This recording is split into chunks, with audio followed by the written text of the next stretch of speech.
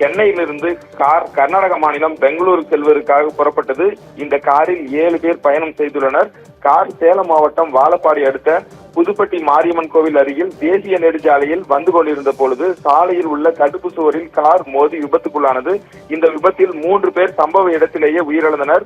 மேலும் 4 பேர் மீட்கப்பட்டு வாழப்பாடி தனியார் மருத்துவமனையில் சிகிச்சைக்காக அழைத்து சென்றனர். அப்பொழுது மேலும் ஒருவர் உயிரிழந்த நிலையில் தற்பொழுது பலி எண்ணிக்கை 4ஆக உயர்ந்துள்ளது. மேலும் 3 பேர் தற்பொழுது தீவிர சிகிச்சை பிரிவில் அனுமதிக்கப்பட்டு சிகிச்சை பெற்று வருகின்றனர். இந்த விபத்து குறித்து வாழப்பாடி காவல்துறையினர் வழக்கு பதிவு செய்து விசாரணை நடத்தி வருகின்றனர்.